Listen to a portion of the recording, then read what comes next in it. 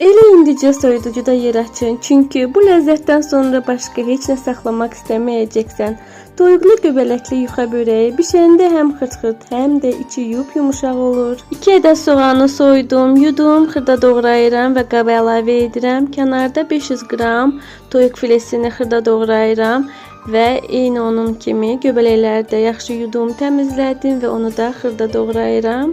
Göbələkləri və bütün ərzaqları xırda doğradıqdan sonra qaba duru yağ əlavə edirəm və soğanı qoyuram. 2 dəqiqə qovurduqdan sonra üzərinə toyuq filesini və göbələkləri əlavə edirəm. 15-20 dəqiqə bu üsulla qovururam və biraz da duru yağ əlavə edirəm.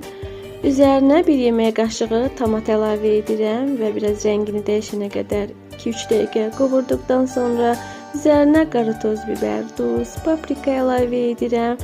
Və 5 dəqiqə bu üsulla qovurulduqdan sonra içliyim hazırdır. Keçək yuxaları islatmaq üçün sosu hazırlayaq. 2 ədəd yumurta, yarım stəkan süd, duru yağ, qara toz biber, duz, paprika əlavə edirəm, kənara qoyuram.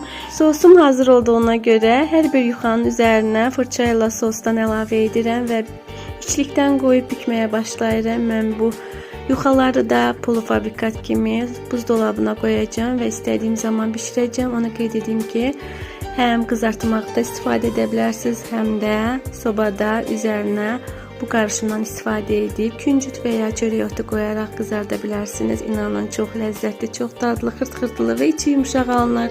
Siz də hazırlayın, kanala abunə olmağı, videoları izləyib bəyənməyi unutmayın. İzlədiyiniz üçün hər birinizə təşəkkürlər.